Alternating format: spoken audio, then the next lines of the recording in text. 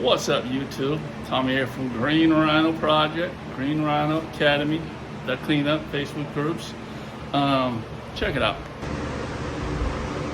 So, as you can tell, this is my latest addition to my carpet cleaning equipment. And I say carpet cleaning equipment because this is basically all I'm going to be using it for. It's just pre-scrubbing. So I know a lot of my followers, subscribers, people who've been following me for a long time know that I've been using I started off with the Power Flight multi-wash, okay? And I started out with this because basically I wanted two machines in one. I wanted to be able to clean hard floors, and I also wanted to be able to scrub, right? Agitate carpet, agitate tile and stuff like that. So I got tile brushes and carpet brushes for this thing. And this thing, 4 years, okay, 4 years. And finally, something's wrong in the switch and it's not turning on. I got to tear it apart. It's happened like, a week ago or something like that. Then I want to, well, actually, I was still using that, right? And I was doing a little bit of research, and, you know, the issue with the Power Fly is pretty heavy. It's a 14-inch, right? And when you get to 14 inches, they're going to be heavy. This 14-inch also. This is Namco, and this is for floor cleaning. But counter-rotating brushes, just like the Power Fly, but it's a lot lighter. So I thought, you know, my wife works with me. You know, I don't want people to hurt themselves bringing it in and out. And I thought, you know, this thing would be good because it's a lot lighter than the Power Fly, and it is. But it's all made of plastic, very brittle. The gears are plastic, right? So I've had to replace the gears in here, I think 3 times. So I retired that from carpet cleaning a while back, probably a year ago. And I went back to the Power Fly. Power Fly's been working just fine. But I just been using this for hard floor cleaning. So hard floor cleaning and actually agitating small tile jobs. So I got some tile brushes in there, black brushes, and great for agitation on tile. Yeah, awesome. But you know, I use a Viper to do mostly, but my smaller jobs, I'll just keep this in my van. So in case somebody wants to add a small tile job, you know, I have this in there. So I'm going to keep that in there. Strictly for hard floors, okay? So as far as carpet, it's kind of hard on carpet, right? When you got both brushes on there on that machine. That's why you strip out the plastic gears. So that's why I retired it from the beginning, from agitating carpet, okay? Went back to that. That thing broke down on me. So I had to go back to Namco and again, and start using that for agitating carpet, which has been working fine. You know, just gotta be careful. I don't suggest the Namco for agitating carpet. All right. I loved it because it was light and all that stuff, but nobody likes to have to replace the gears all the time. So, and plus just the plastic.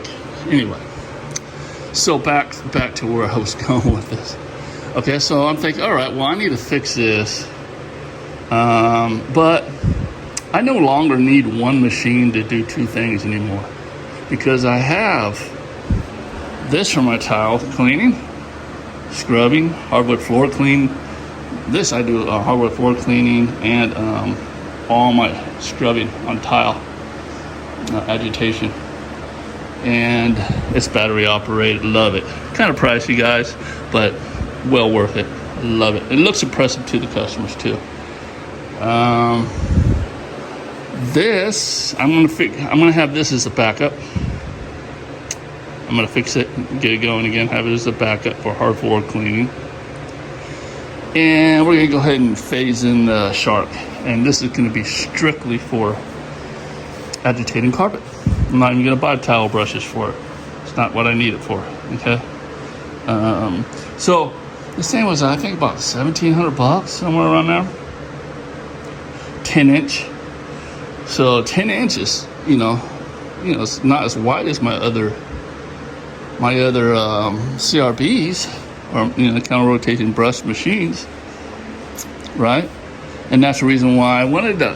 I figured when I bought these 14 inches, I figured for carpet cleaning, it's gonna be quicker, right?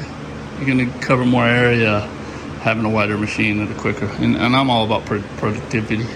But when I first started, I was overkilling it. I was like almost agitating the entire carpet when I didn't need to. And as you get experience, you kind of realize you only need to agitate what needs to be agitated. Dark areas, except for when you got like pet problems. You want to get pet hair and stuff like that. I do the whole every square inch. But in general, you just agitate the areas that need it.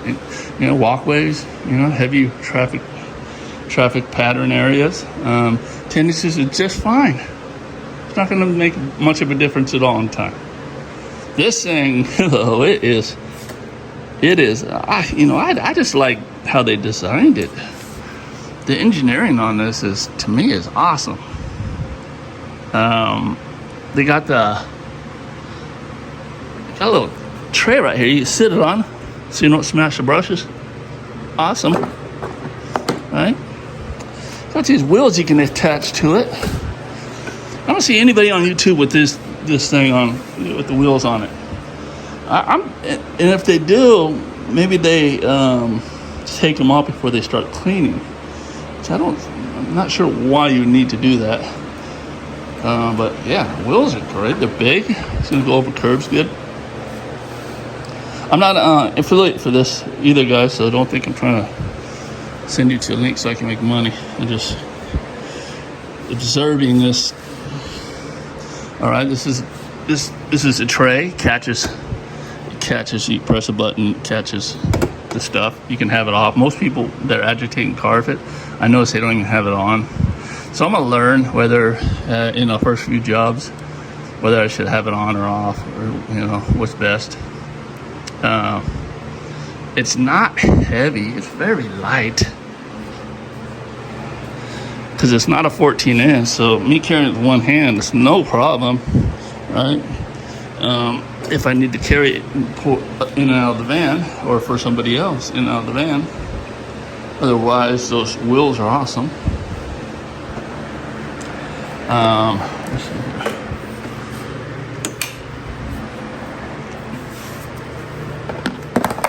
Bigger brushes than the Power Flex, which has me think, even though the RPM is slower on these machines than the Power Flex or the Namco, being their bigger brushes, I think that might make the difference there. But I'm not like some mechanical engineer or anything like that, but let me know if you guys think that's some right thinking. So I like this. It kind of stays on,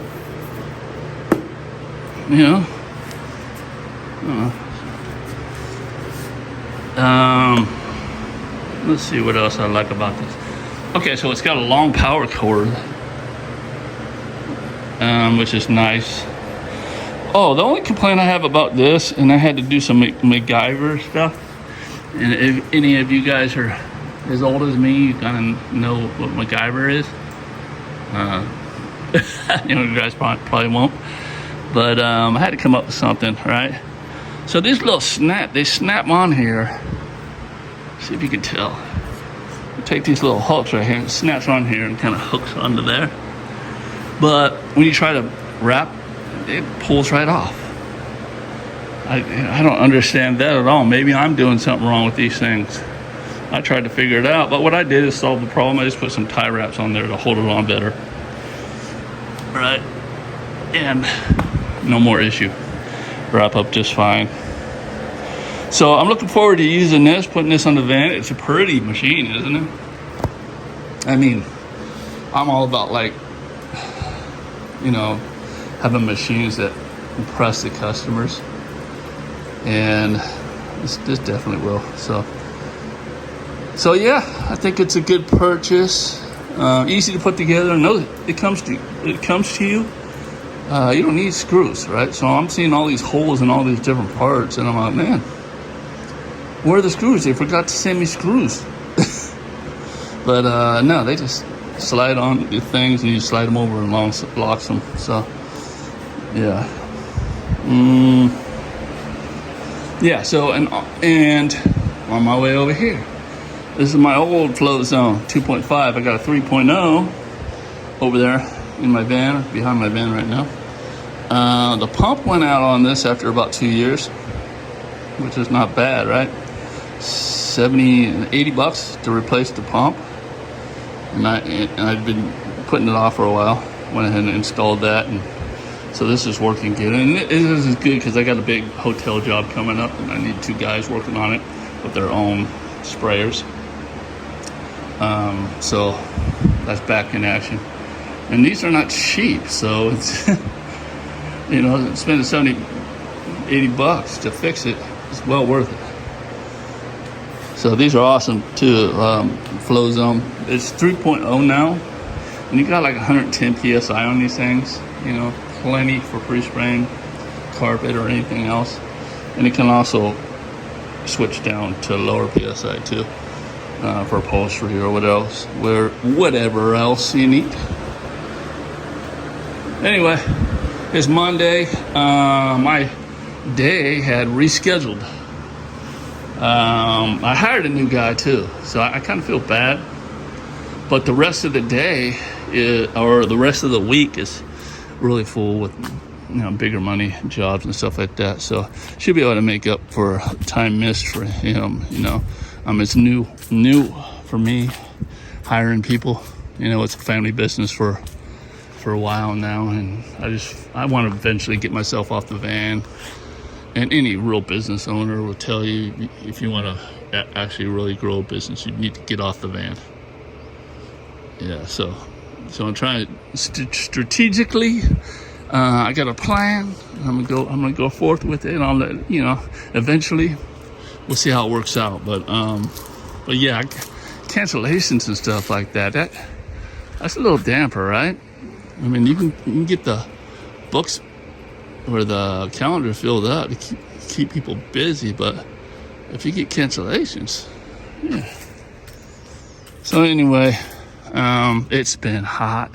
It's been 105 to 110 degrees here where I live, and today's cooled down probably about 10 degrees. So that's why I'm out here getting all this done for tomorrow. Winery job tomorrow. Then we got a big hotel job for 2 days after that. Then we got some more work after that, and a couple empty slots that I can fill.